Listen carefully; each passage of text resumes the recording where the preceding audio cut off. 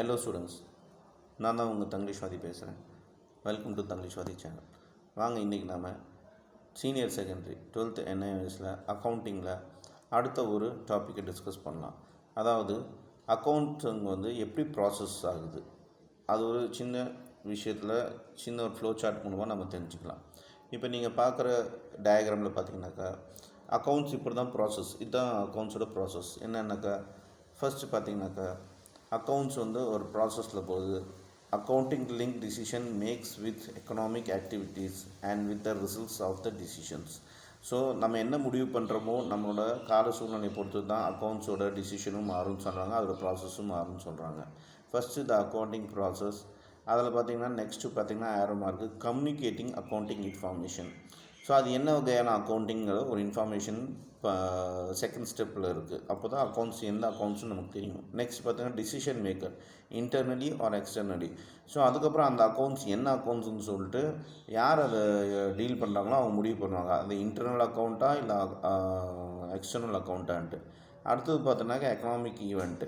இந்த அக்கௌண்ட்டு எந்த ஒரு எக்கனாமிக் ஈவெண்ட் மூலம் சம்மந்தப்பட்டிருக்கு அப்படின்னு சொல்லிட்டு ஸோ அது வந்து முடிவு பண்ணப்படுது. அதுக்கப்புறம் மறுபடியும் அக்கௌண்டிங் ப்ராசஸ், அந்த முடிவு வந்து மறுபடியும் அக்கௌண்டிங் ப்ராசஸ்க்குள்ளே போகுது. ஸோ இந்த சர்க்கிள் பார்த்திங்கன்னா நிற்காது. இதில் ஃபஸ்ட்டு செகண்ட் ஸ்டெப்ஸ் இது கிடையாது. இது வந்து ஒரு சக்கரம் மாதிரி தான், ஒன்றுக்குள்ளே ஒன்று லிங்க் ஆகிட்டே இருக்கும். ஆனால் இதுதான் ஸ்டெப்ஸு. இந்த 4 ஸ்டெப்ஸில் தான் அக்கௌண்ட்ஸோட ப்ராசஸ் போயிட்டே இருக்கும். ஸோ இதுதான் அவங்க சொல்ல வராங்க. ஸோ ஈஸியாக புரிஞ்சுக்கோங்க. அக்கௌண்டிங் ப்ராசஸ் வந்து கம்யூனிகேட்டிங் அக்கௌண்டிங் இன்ஃபர்மேஷன் போகுது. அதுக்கப்புறம் அதை வந்து டிசைட் பண்ணுறாங்க, அது இன்டர்னலாக இல்லை எக்ஸ்டர்னலான்னு சொல்லிட்டு.